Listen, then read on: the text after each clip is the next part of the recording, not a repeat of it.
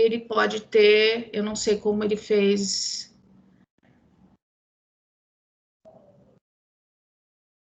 Começou a gravar, né? Ok. Porque às vezes ele boicotou a gravação de qualquer pessoa, né? Ele não deixou habilitado, né? Mas eu acredito que esteja gravando. Ó, a gravação foi iniciada, ok? Então, vamos lá. Então, vou lá compartilhar novamente o meu PDF da apostila, que depois eu vou deixar para vocês, tá bom? Depois eu vou resumir tudo que eu falei num PDF só e vou deixar aí para vocês acompanharem, tá bom? Esse PDF é um resumo do livro da Valéria Iori, tá? Se você, quem tiver o livro da Valéria Iori, é um resumo dele, tá? Um resumo um pouquinho mais explicado. Então, nós estamos em matemática, métodos de matemática aplicada, a gente estuda EDPs, tá? A primeira particularidade de EDPs que a gente precisa para estudar esse método da separação de variáveis, que é o objetivo da nossa aula, é que nós vamos estudar EDPs lineares, ok? Esse método vale para EDPs lineares. Então, qual é a característica de uma EDP linear? Uma EDP linear, ela tem essa característica aqui, essa apresentação aqui, que está na equação 14, tá? Então, para a gente aprender EDP tanto de primeira e segunda ordem, o método que eu vou trabalhar com vocês hoje é para EDPs de segunda ordem, tá? O Alisson vai estar trabalhando EDPs de primeira ordem, já está, né? Trabalhando com vocês de primeira ordem, tá? O método é o método de separação de variáveis, ele é aplicado em EDPs de segunda ordem, tá? Então, e lineares, tá? Então, a característica da EDP que nós vamos estudar hoje, a resolução e encontrar a solução de uma EDP, ela tem que ser linear, tá? Então, ela tem essa característica aqui da equação 14, onde os coeficientes A e J são, não são, pelo menos alguns são não nulos, e a ordem da EDP é 2, tá? E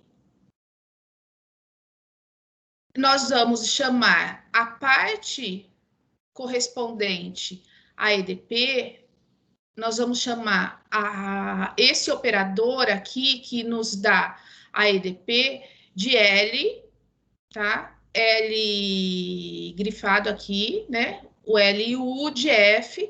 O L vai ser o operador que que está descrito aqui na equação 16, tá? Então, nós temos uma função U, nós aplicamos o operador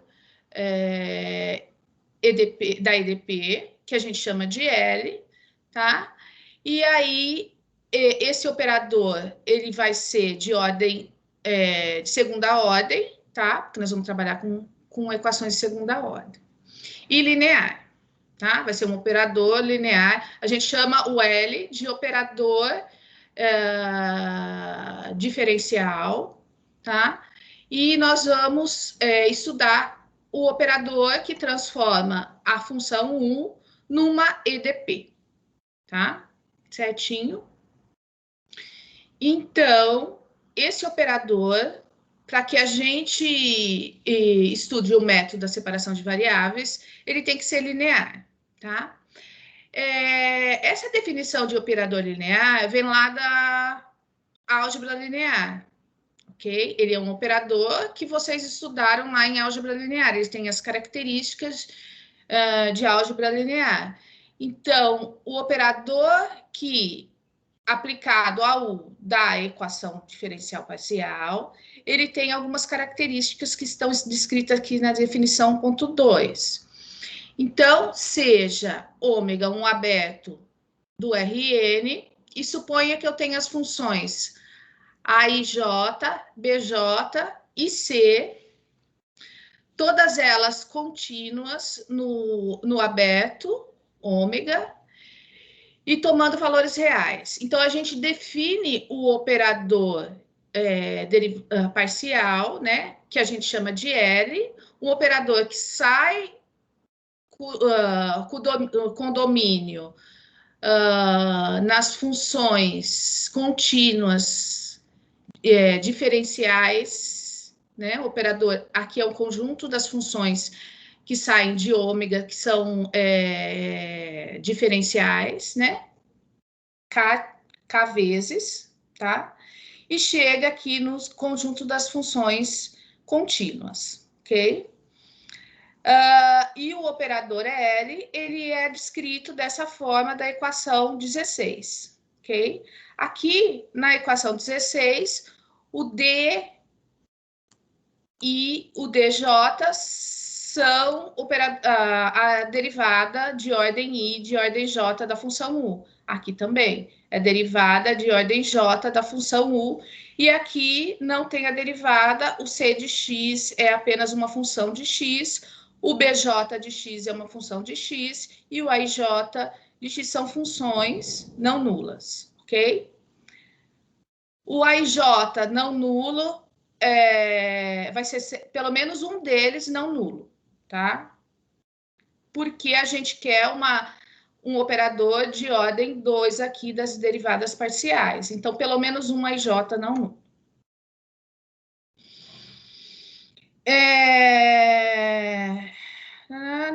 Respectivamente, CK, onde, ó, CK é o conjunto das funções K vezes continuamente diferenciáveis. E o C, sem o índice K aqui, são das funções contínuas.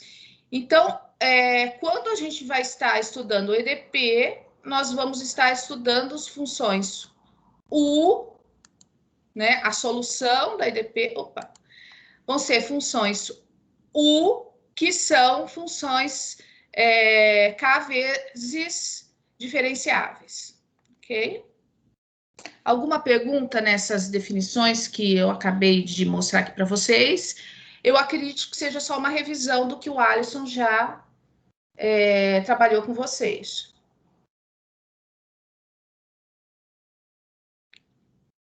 Tá? Nenhuma pergunta, então vamos lá. E tendo um operador linear, tá? A gente associa uma EDP não homogênea, né? Não homogênea, quando o L, o operador aplicado à minha função 1, é igual a zero. Uma função, quando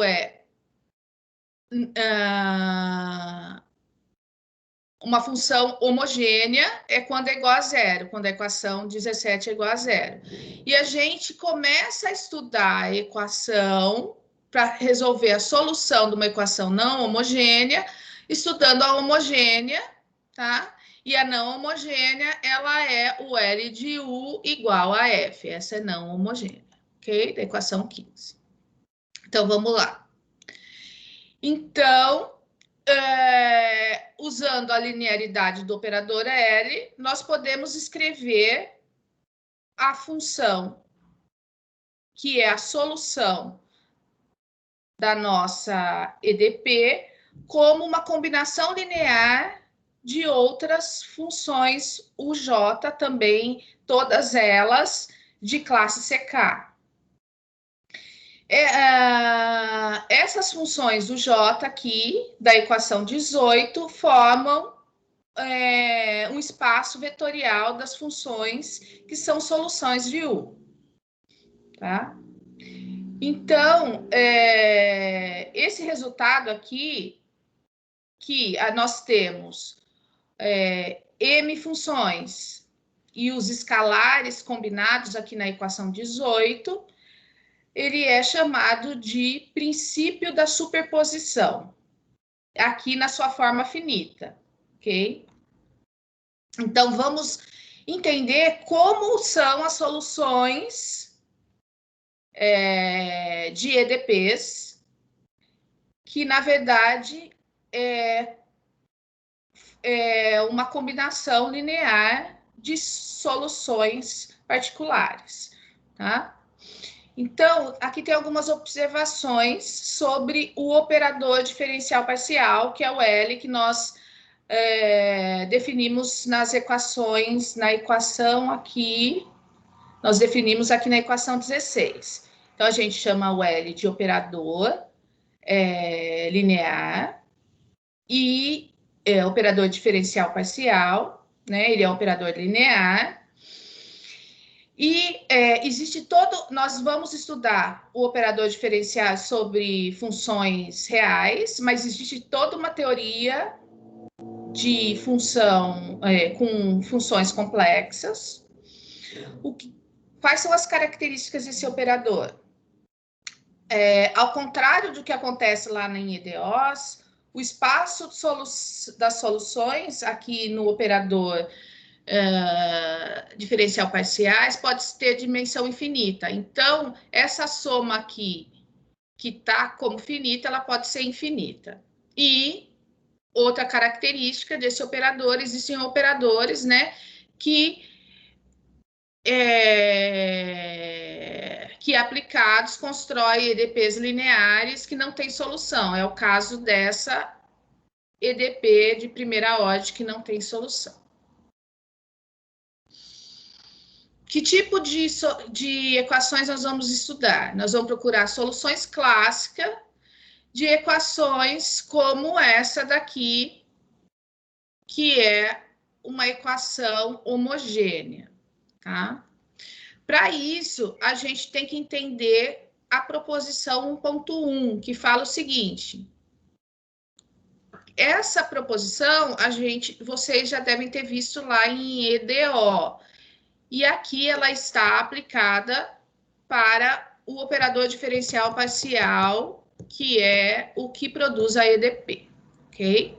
Então, proposição 1.1 fala sobre o princípio da superposição, que eu vou ler para vocês a proposição, que fala o seguinte: se eu tenho um operador L, diferencial parcial linear, de ordem K, cujos coeficientes estão definidos em um abeto ômega do Rn, suponha que eu tenha um conjunto, o M, de M igual a 1 até infinito, de funções de classe CK, definidas no abeto ômega, que satisfaz a equação linear homogênea 17, tá?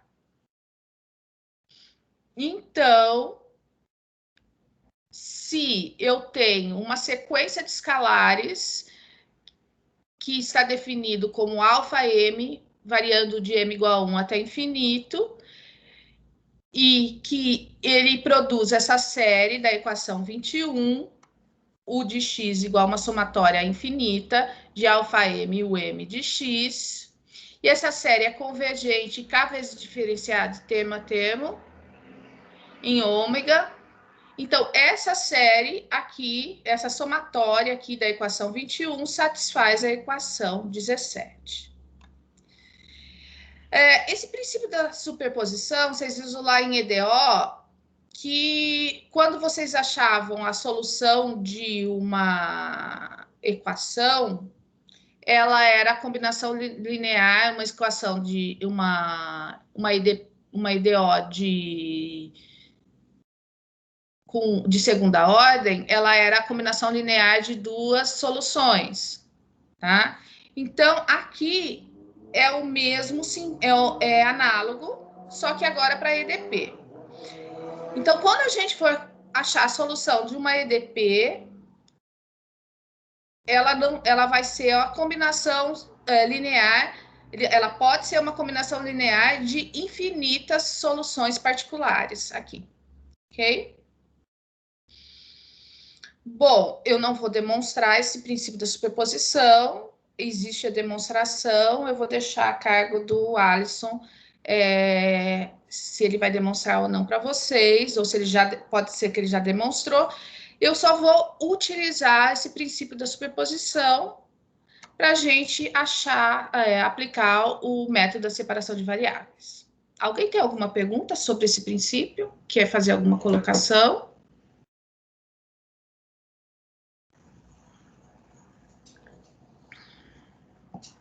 Não? Ok. Deixa eu ver se eu tenho mais alguma coisa para falar. Ah, sim. Nós vamos precisar também na aula de hoje aprender, se vocês não viram, ou se vocês já viram, relembrar condições de contornos, condições iniciais de uma EDP, tá?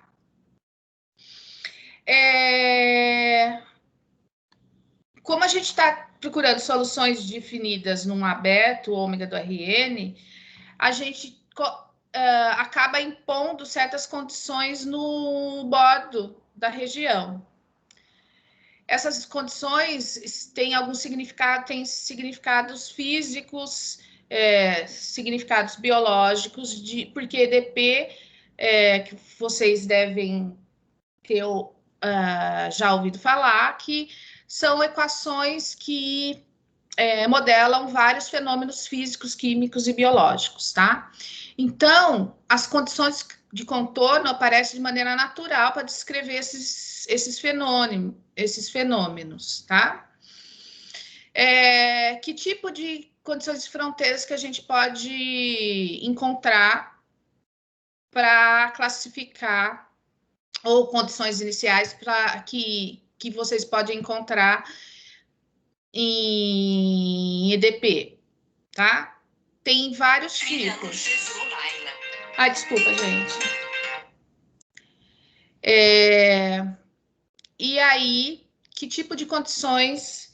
Só um minutinho, deixa eu mandar o recado.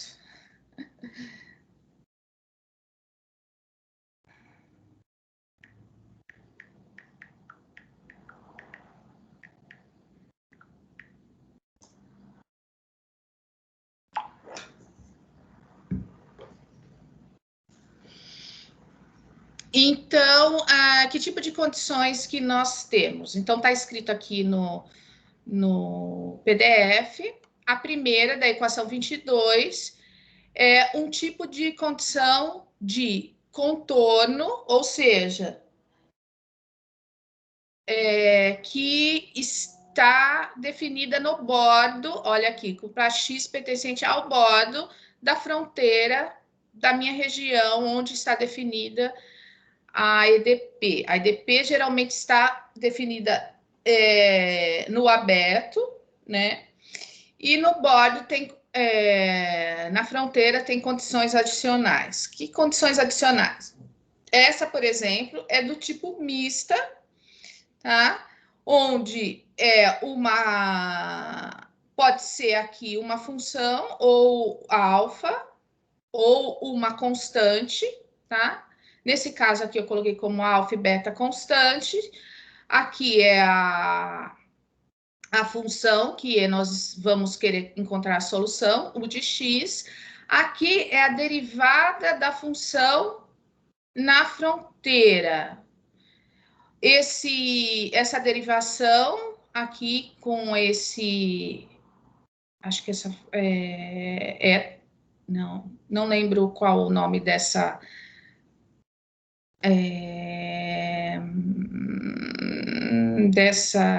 desse símbolo aqui, vou chamar de neta, né? Derivada em relação a neta, é a derivada na direção do vetor normal, tá? Vamos supor aqui que nós estamos no bordo de um quadrado. Que seria essa derivada? Seria na direção de x para fora, na direção do quadrado apontando para fora, tá? Então, no quadrado vão ter 4 direções aqui de derivadas, tá? E igual a uma função f de x, tá? A função é uma função dada no bordo e a derivada é em relação à direção normal do bordo do meu aberto. Bom, a partir dessa equação, essa é a mista, né? Que tem todas as derivadas aqui, tem todas o que está acontecendo no bordo, no contorno da fronteira do meu aberto. E se caso o meu beta é igual a zero, ou seja, só não tem essa parte aqui, tá? Então, ela é chamada de condição de Dirichlet, ok? No caso que a gente tem o alfa igual a zero, tá? Então, a gente não tem essa parte aqui, e ela é só essa igualdade aqui com beta e as derivadas na direção normal do bordo, é chamada de condição de Neumann, tá? Bom, então essas são as condições de fronteira. E aí, no caso das condições iniciais, a gente impõe o valor da solução e suas derivadas normais ao longo da subvariedade da variedade inicial, tá? Então, por exemplo, no caso igual a 2, ao longo de uma curva, e no caso igual a 3, ao longo de uma superfície, tá? Quando temos tais imposições, o problema correspondente é denominado PVI, problema de valor inicial, ou problema de Cauchy. Geralmente, durante a aula, eu vou falar muito sobre PVI, a aula de hoje. Em problemas físicos, dependendo do tempo, é conveniente separar a variável temporal das variáveis espaciais, e pode ocorrer que os valores das soluções de algumas derivadas em relação ao tempo são descritos no instante t igual a zero. E com funções variáveis espaciais x, y, z. Como o EDP modela fenômenos físicos, nós sempre usamos como t igual a zero no tempo inicial, E usamos as variáveis x, y, z como variáveis espaciais. São impostas condições de contorno para t maior ou igual a zero. Tá? Vamos dar uma olhada como funcionam essas condições. Esse exemplo 1.3 fala sobre um problema de Cauchy, tá? Aqui de primeira ordem, tá? E a solução, o que desejamos encontrar, ela é conhecida ao longo da curva y igual a p de x. Então, aqui a gente está impondo a condição aqui na fronteira, a condição aqui é que y, aqui ó, y igual a p de x, tá? Essa é a condição que a gente está impondo aqui, condição de para y igual a p de x, condição inicial, da curva inicial, tá? Bom, o exemplo, alguma pergunta até aqui? Alguém quer fazer alguma colocação? Eu fui muito rápido, eu passei das condições de fronteira já para o exemplo.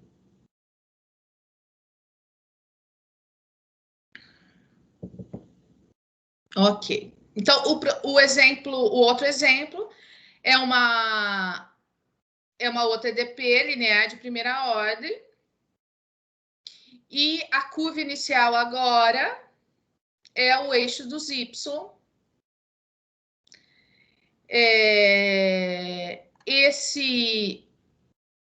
O exemplo anterior tem solução e esse exemplo aqui não tem solução se f não for constante, tá? Se essa função aqui não for constante, então aqui a gente está impondo uma condição e com essa imposição não tem solução, ou tem uma infinidade de solução se f for constante.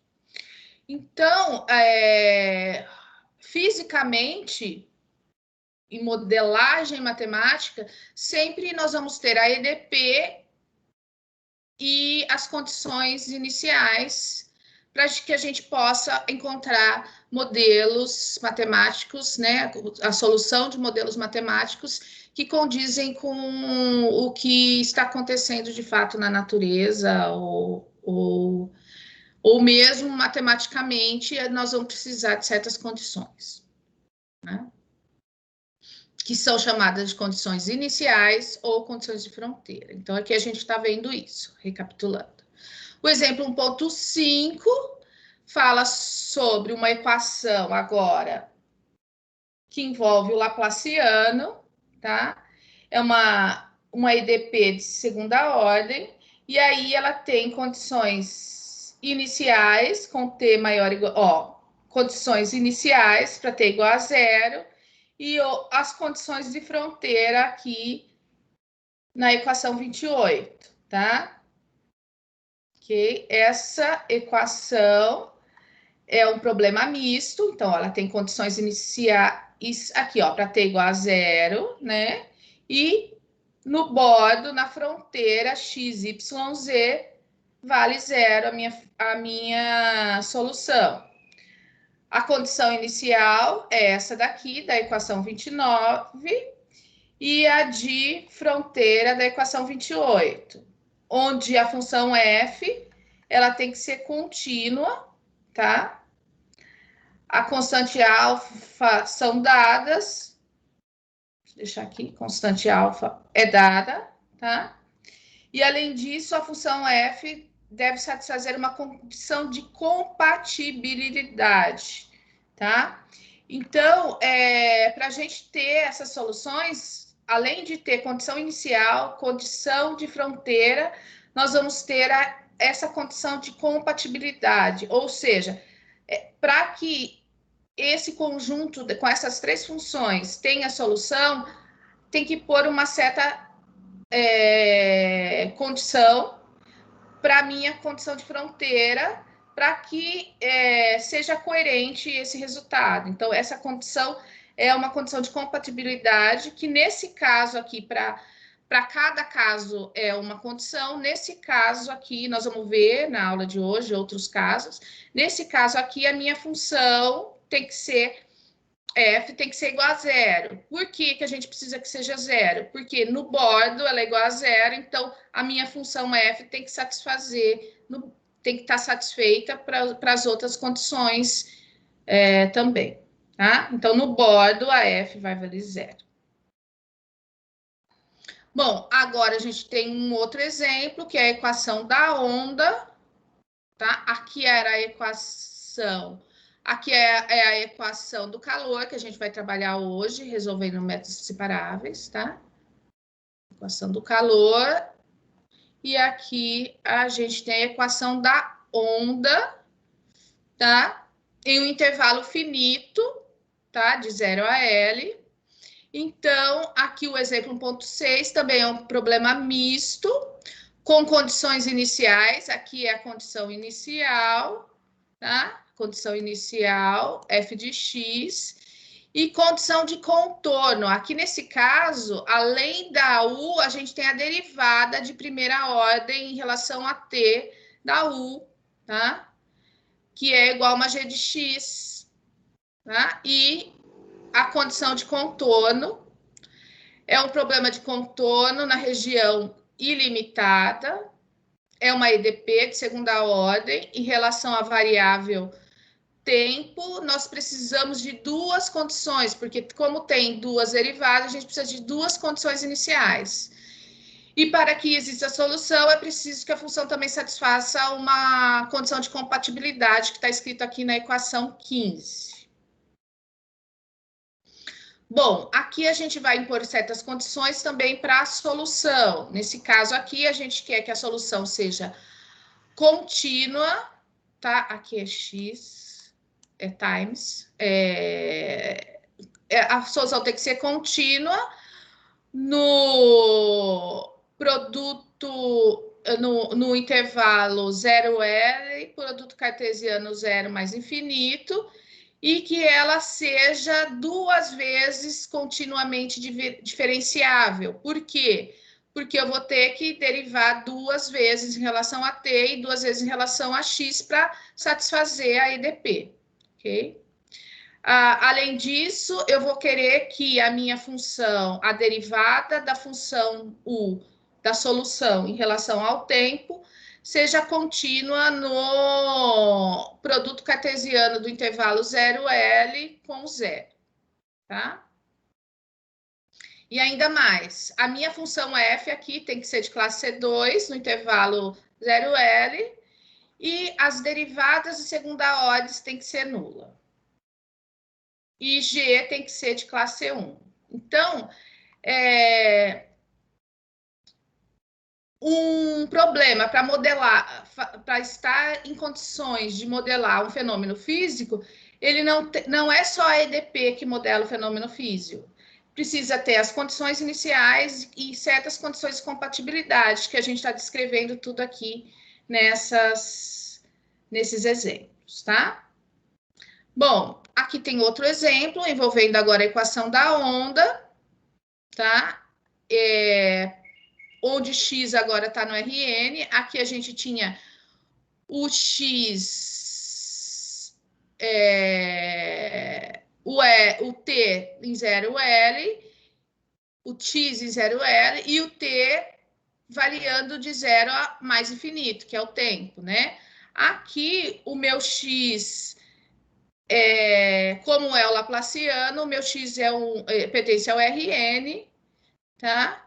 E esse é um problema de Cauchy que tem solução única, tá? Com essas condições a gente consegue solução única. E quando a gente impõe condições iniciais aqui, a gente tem solução única. Aqui é um outro problema, um problema de contorno de Dirichlet, onde a minha função U, que é a solução, está imposta a condição 40, tá? É uma equação de Laplace aqui, bem simplesinha, no aberto R2, então nós estamos com o x aqui no R2, e impondo a condição de que na fronteira do meu aberto ômega é igual a F, a gente tem uma solução única também. Outro problema, aqui é a equação de Laplace, aqui também é a equação de Laplace, tá? Aqui só que agora a gente tem uma condição de contorno diferente, de Neumann. A condição de contorno de Neumann envolve a derivada da função da solução U em relação ao normal, ao vetor normal, essa derivação aqui, derivadas parciais, na direção do vetor normal ao bordo do meu aberto, tá? É um problema de contorno de Neumann e não tem uma única solução, pois U é solução de 41, né? U é solução, e todas as U mais uma constante também então, são soluções, tá? Então, aqui a gente tem uma única solução, impondo essa equação 40, aqui a gente tem infinitas soluções, porque a gente só impôs essas condições de Neumann, ok? Então, vocês viram que, além da EDP, vocês precisam de certas condições de contorno para encontrar ou não solução. Por exemplo, aqui tem uma solução única, no exemplo 1.8, no exemplo 1.9, tem infinitas soluções. Então, para a gente encontrar a solução de uma EDP, nós vamos precisar impor certas condições de fronteira, de contorno iniciais e ainda de compatibilidade, certo? Bom, alguma pergunta aqui sobre condições de contorno, fronteira e compatibilidade?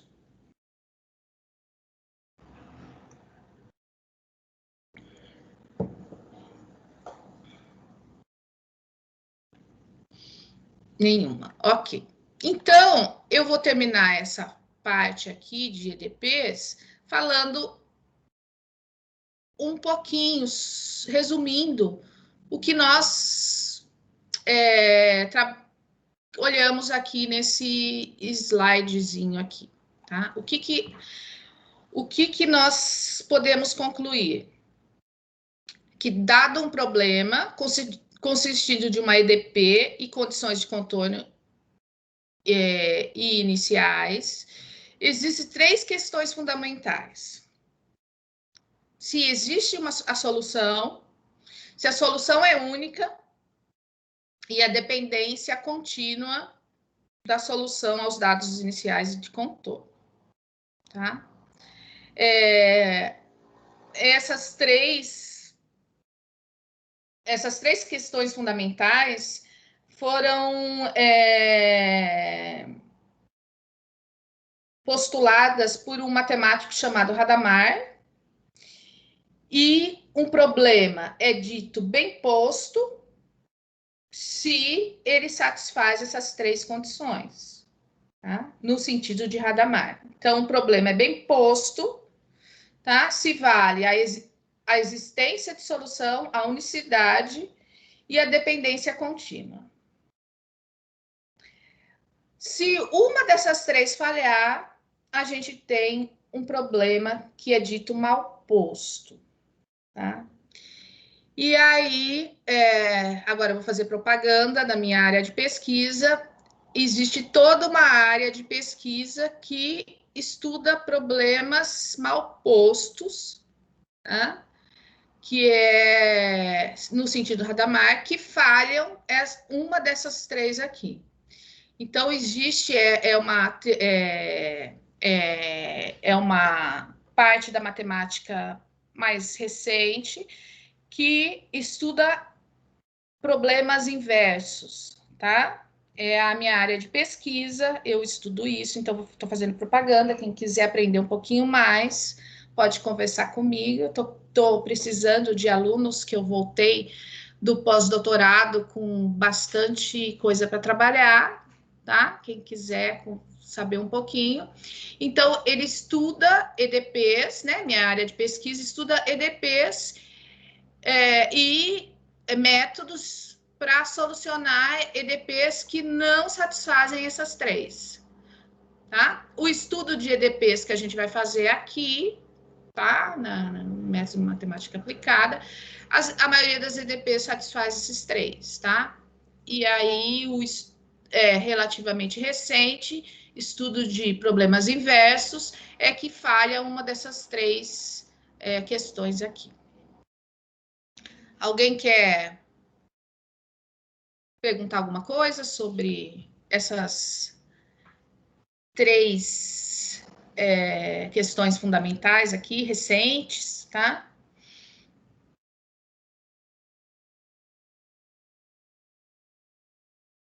Tudo ok. Oi? Por mim tá tudo ok. Ok, então tá. Então, vamos de fato agora, então, à separação de variáveis. Então, tudo isso que eu falei para vocês, talvez vocês já viram, desculpa se eu repetir, mas como vai precisar para separação de variáveis, e é legal ver também de uma outra maneira, uma outra maneira. Então, vamos lá. Então, eu vou mudar o slide e vamos, de fato, aprender separação de variáveis, tá? Vou deixar esse slide para vocês também. Deixa eu aumentar um pouquinho, tá? Então, nós vamos iniciar o estudo de separação de variáveis, tá? O próprio nome já diz, a gente vai estudar equações. Ah, tá. Tem uma coisinha a mais que eu preciso dar para vocês. Esqueci. Voltando. Então, desculpa, gente, eu vou voltar aqui no slide, que eu esqueci de contar para vocês mais uma coisa. Que eu tenho que contar para vocês, que acho que o Alisson não me deu. Então, o Alisson está trabalhando aqui com de primeira ordem, tá? Vou passar rapidinho, que é tudo de primeira ordem. E aí, o que vocês precisam saber também, que o Alisson falou para mim que ainda não fez a classificação de equações diferenciais parciais de segunda ordem, tá? É facinho, tá? Então, vou falar um pouquinho sobre a classificação, tá? As equações diferenciais parciais de segunda ordem, elas têm esse formato aqui, quando são semilineares, tá? Da equação 91. E quando são... e o operador linear, L, que a gente estava conversando lá no comecinho da aula, se ela é semilinear, ele tem essa carinha aqui, quando é uma equação de segunda ordem, tá? Então, a gente vai trabalhar agora com equações só com quando o operador tem essa carinha aqui. Então, a gente vai ter derivadas parciais em relação a xx, xy e yy, tá? E aí, as equações diferenciais parciais de segunda ordem têm uma analogia, a gente classifica elas de forma análoga, a gente classifica cônicas de geometria analítica, tá? Lembrando de cônicas, tá? A gente tinha as cônicas que são parábolas, hipérbolas e elipses, tá? E aqui a gente vai classificar as equações de segunda ordem com o mesmo nome, tá? Equações parabólicas, hiperbólicas e elípticas, tá? Como a gente faz essa classificação? Tá? A gente olha para os coeficientes que estão multiplicando as derivadas de segunda ordem, tá? Então, a gente vai olhar para quem é o A, quem é o B de XY e quem é o C de XY, tá? E aí, a gente supõe que essas funções A, B e C são contínuas num R2, tá? É derivada de segunda ordem e com duas variáveis x e y, a gente vai estar no R2, e elas não são nulas simultaneamente. Pode ser que tenha uma nula, mas simultaneamente as três não são nulas, tá?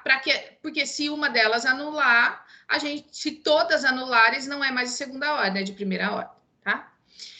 E aí a gente vai calcular o discriminante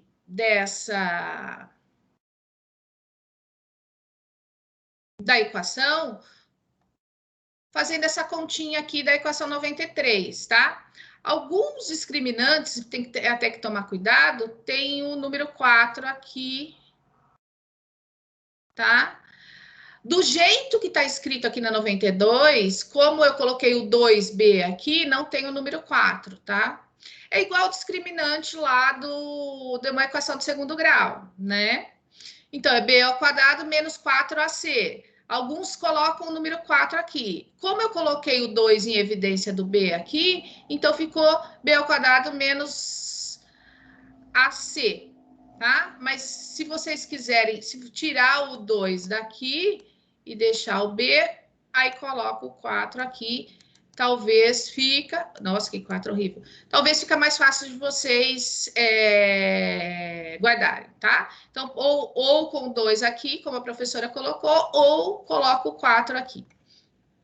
E aí, a gente classifica esse operador como parabólico se o meu discriminante é igual a zero, tá? Então, se essa continha da 93 der zero. Hiperbólico se a continha der um número positivo e elíptico se a continha der um número negativo, tá? Então, eu vou deixar como tarefa para vocês, tá? Esse exercício 3.1. Vocês vão usar essa definição aqui, tá? Eu vou mudar depois aqui eu vou colocar o B de X aqui como B e colocar o 4, que eu acho que é mais fácil, tá? Eu vou deixar aqui esse exercício para vocês mostrarem, verificarem que a equação de Laplace, que ela é dada pela equação 94, quem é, que tipo que é, se é parabólica, hiperbólica, elíptica. Equação de calor é parabólica, tá? E nós vamos estudar ela agora, tá? Equação parabólica. Ela é uma equação parabólica, ou seja, a hora que você calcular o discriminante aqui vai dar zero, é bem facinho, por isso que eu vou deixar de exercício. E a equação da onda, que tipo que ela é? Se ela é hiperbólico ou elíptico, tá? Lembrando que a C aqui é maior ou igual a zero. Maior que zero, tá? E aí tem mais duas aqui. Então, eu vou deixar esses esses 5 exercícios de tarefa. Na próxima aula, a gente corrige eles, ok? É facinho. É só para vocês guardarem aqui essa continha. Então, fica esse exercício de tarefa. Pode ser? Ah, então, agora vamos, de fato, agora que eu contei tudo sobre equações de segundo grau, vamos, de fato, para o método da separação de variáveis, tá? Lá, método da separação de variáveis, vou colocar aqui, tá todo mundo enxergando aí o slide de separação de variáveis? Sim. Alguém pode responder para mim se tá bom, se estão enxergando? Sim. Só para ver se vocês estão aí. Sim. Então, tá bom. Então, vamos lá. Então, quem que a gente vai estudar na aula de hoje para separar as variáveis? Nós vamos estudar a equação de calor, tá? Mas não sozinha a EDP. Tá? A EDP, que eu sempre falo, EDP é dada na equação 1. Nós vamos estudar a EDP com condições iniciais, que é a 3, é inicial, tá? Porque o T é igual a 0, e condições de contorno, que é a 2. Então, significa que contorno para o x igual a 0, e o x igual a L, ó, nas extremidades onde está definido meu U aqui, meu x, né? Na variável espacial e aqui a variável temporal.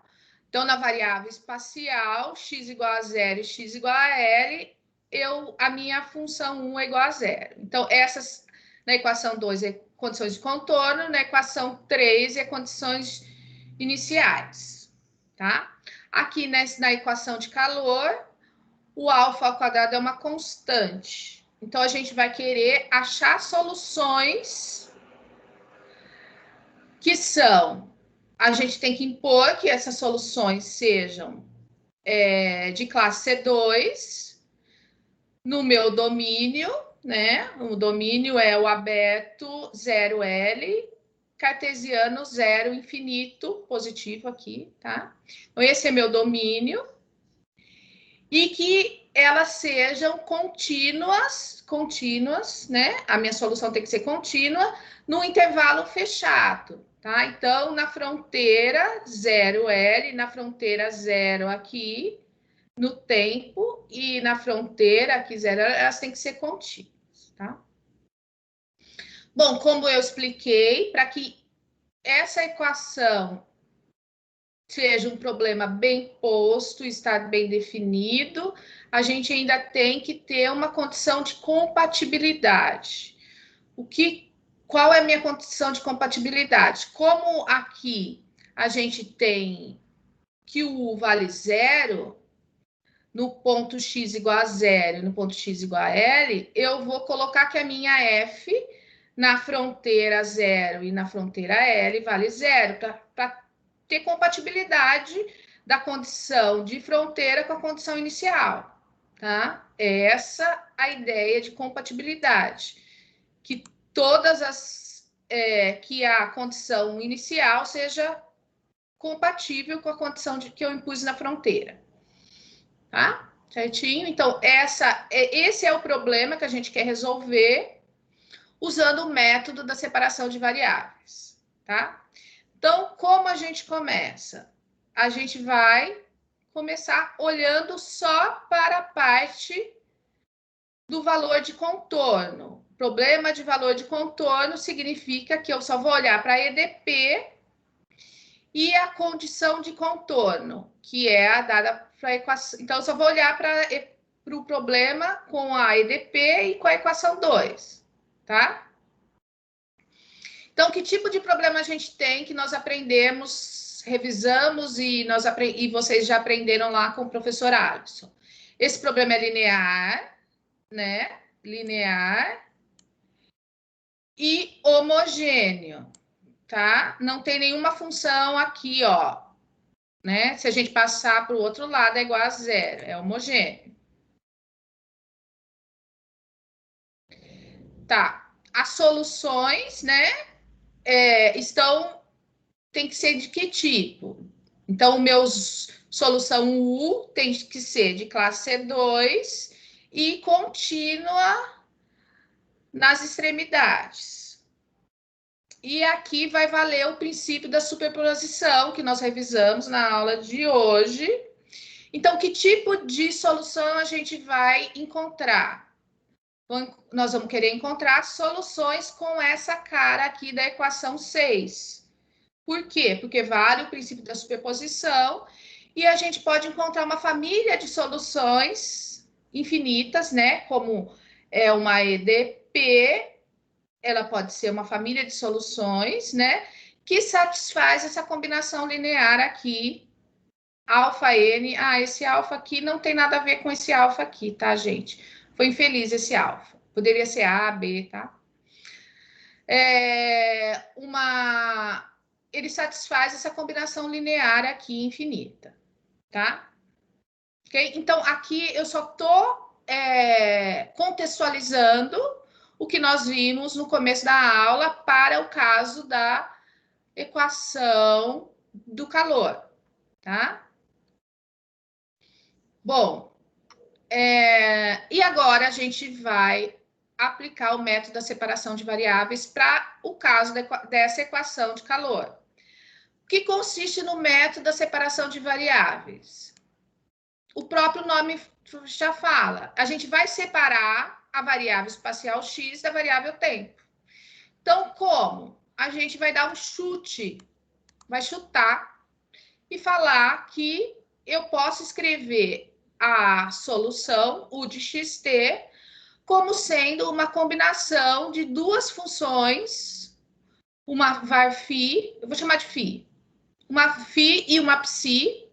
A psi que só depende de x, a φ que só depende de x e a psi que depende de t, certo?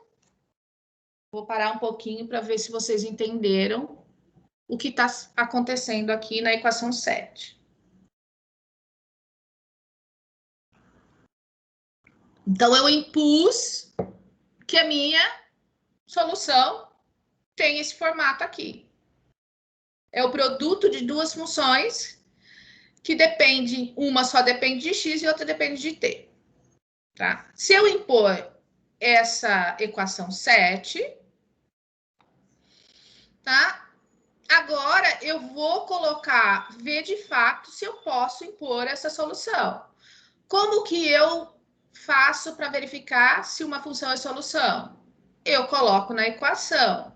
Para eu colocar na equação do calor, eu tenho que achar a derivada em t e a segunda derivada em x.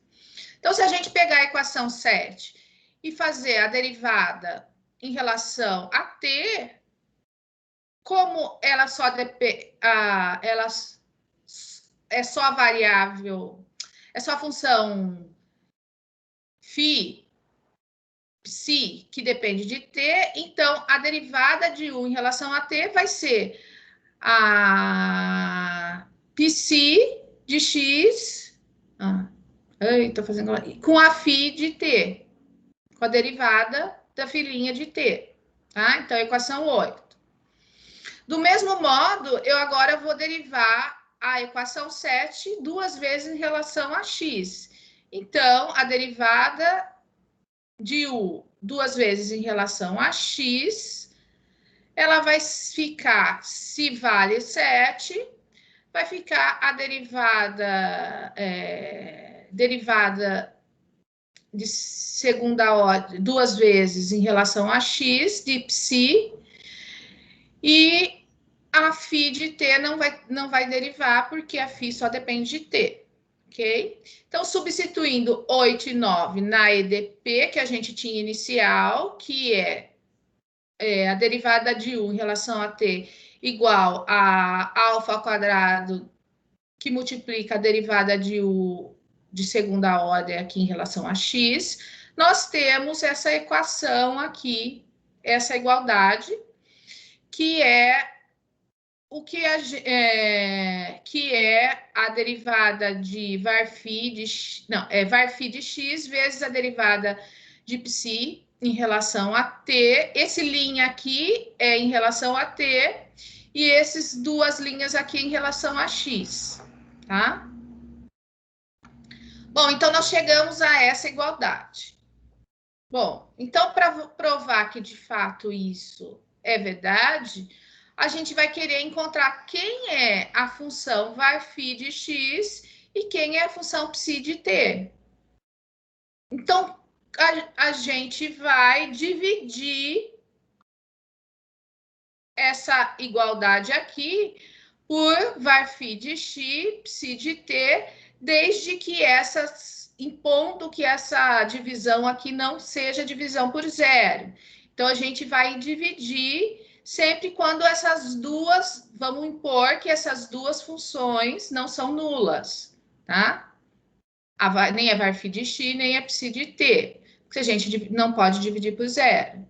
Então, dividindo essa igualdade, aqui, ó, dividindo aqui, essa igualdade aqui, a gente tem a equação 10.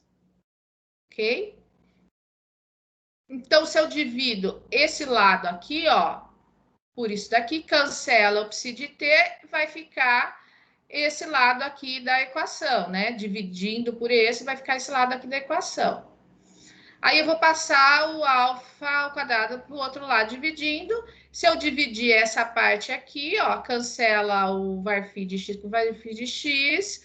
Opa, a professora errou aqui, tá? Aqui é dividido. Deixa eu colocar aqui, que na hora de escrever, aqui é dividido, tá, gente? Dividido, tem a fraçãozinha aqui, tá? Então, eu tenho essa equação 10, que eu vou arrumar aqui, que teve um erro de digitação. Então, vai ficar aqui, var_phi, a derivada de var_phi de segunda ordem, dividido por var_phi, vai ficar igual a 1 sobre alfa ao quadrado, psi' de t, dividido por psi de t. E como esse lado da igualdade depende só de x, e esse lado da igualdade depende de t, e x e t são variáveis diferentes, então tudo isso vai ser igual a uma constante. A única possibilidade que eu tenho aqui é de uma constante. Então, eu vou escrever que essa igualdade é igual a uma constante, e eu vou colocar menos lambda para dar certo a equação.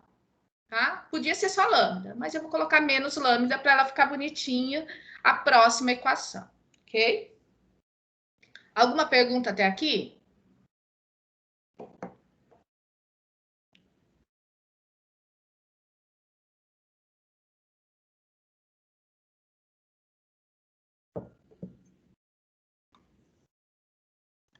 Não. Então tá. E aí, com isso, com essa brincadeira que nós fizemos aqui, que colocamos as duas funções com variáveis x e t, nós conseguimos que o lado esquerdo esse lado esquerdo aqui, ó, junto, esse lado esquerdo aqui, junto com o lambda, vira uma EDO. E o lado que depende só de t também vira uma EDO. Tá? Então, nós pegamos, com esse método da separação de variáveis, o que nós fizemos? Nós pegamos a EDP e transformamos em duas EDOs. Olha que lindo! Podemos verificar que o lado esquerdo da equação 10 é uma função que depende apenas da variável x, enquanto o lado direito apenas da variável t. Então, ambos os lados têm que ser iguais a uma mesma constante, que a gente chama de menos lambda. E dessa forma, a equação 10 se transforma em duas EDOs. Olha lá, a primeira EDO, que é a equação 11, depende só de x. A segunda EDO, que é a equação 12, depende só de t. Tá? Então, o que consiste no método da separação de variáveis? A gente separa as variáveis e transforma a EDP em duas EDOs. Tá? Ok? Como a gente tem condições iniciais, e pela teoria de EDOs, que todo mundo fez EDO, né? Para aprender eu acredito que seja pré-requisito, Espero que seja. Porque vocês precisam de EDO agora para resolver essa equação. E então, juntando com as condições iniciais, tá? E impondo as condições que você quer, né?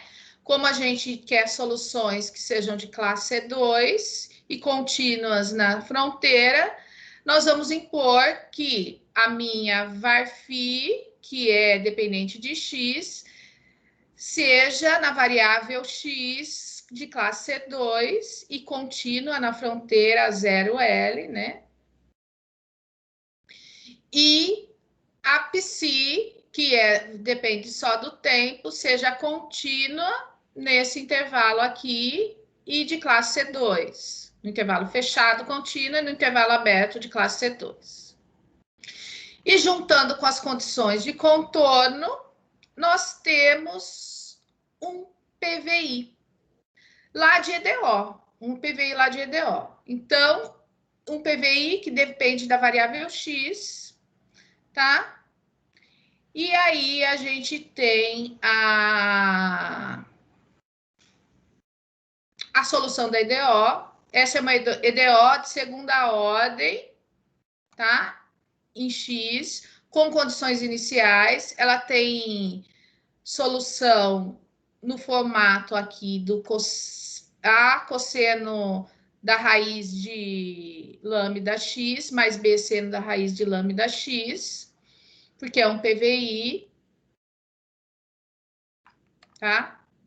E aí a gente tem que o lambda é o alto valor, essas funções são as autofunções, tá? Eu tô indo meio rápido, que a aula tá quase acabando, tá?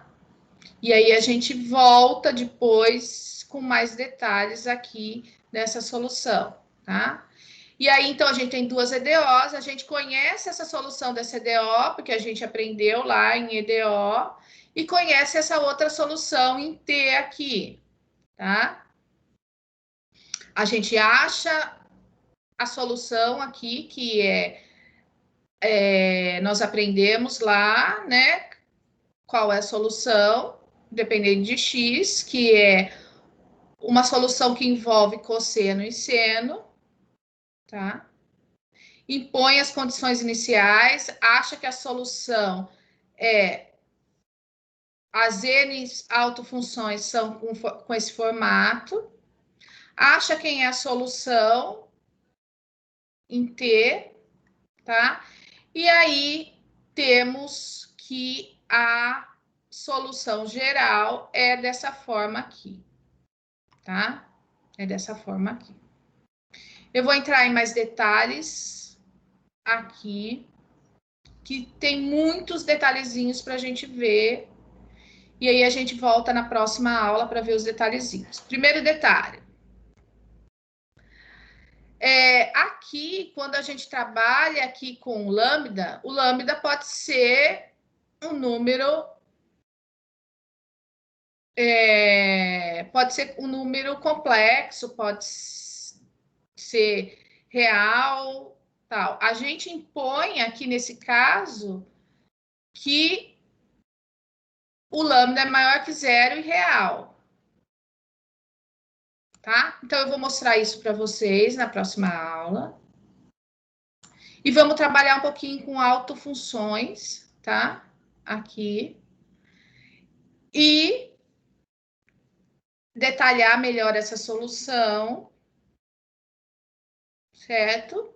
E aí ficam, tem alguns detalhes, e aí ficam duas perguntas para vocês, que eu vou responder na próxima aula, tá? Então, a solução da variáveis separáveis da equação do calor, ela é dada nesse formato aqui, tá? É a combinação linear desse seno aqui, tá? E aí ficam duas perguntas. Opa, faltou BN aqui. Faltou BN aqui. Por isso que falta o BN aqui. A professora esqueceu de digitar o BN aqui. E aí ficam duas perguntas que eu vou responder na próxima aula para vocês já pensarem. Por que eu posso impor que o lambda é maior do que zero? Aí a gente vai precisar, como é alto valor e alta função, a gente vai precisar de álgebra linear e definir um produto interno, porque como a gente está trabalhando com o espaço de funções, né? Ele é um espaço vetorial e a gente vai ter que colocar um produto interno para impor que esse delta é maior que zero e real, e também para calcular quem são esses BNs aqui que faz parte da nossa solução, tá?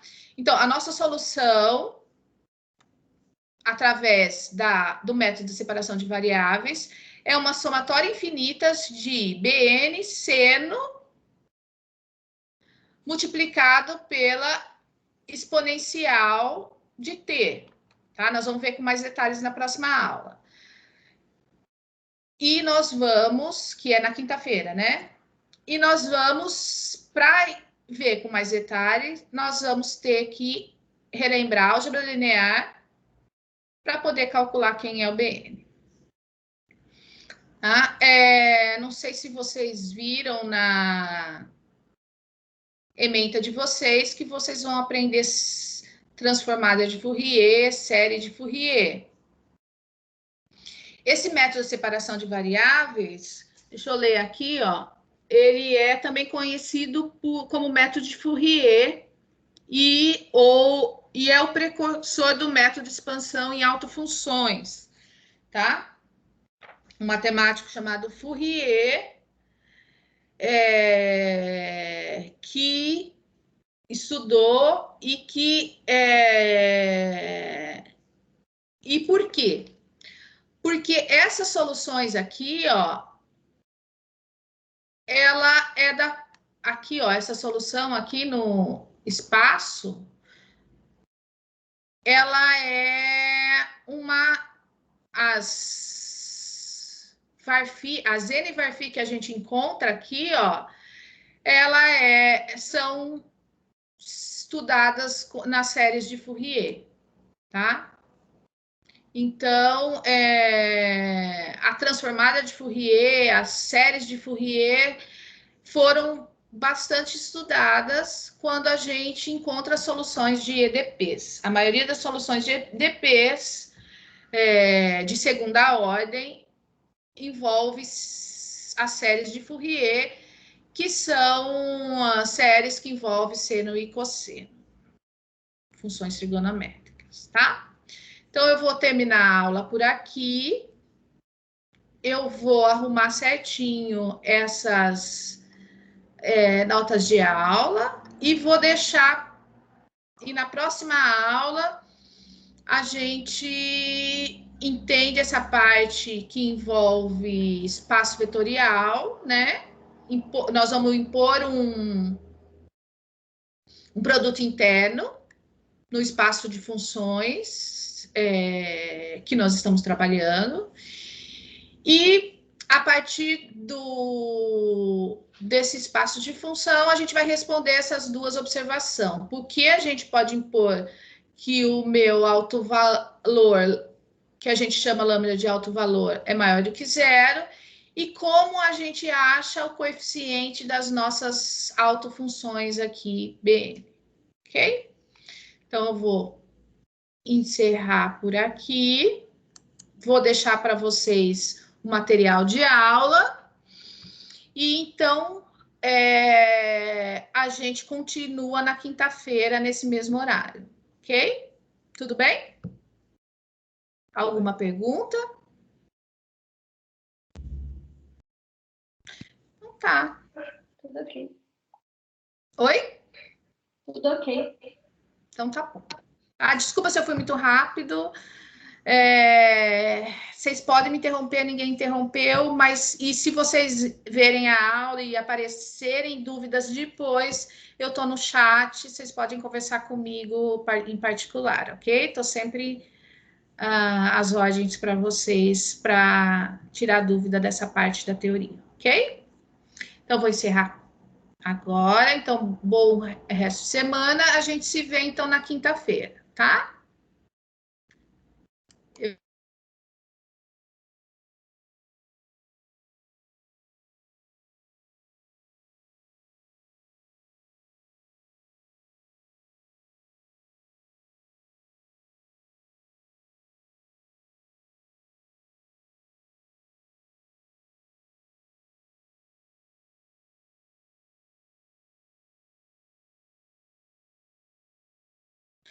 Voltei, deixa eu encerrar.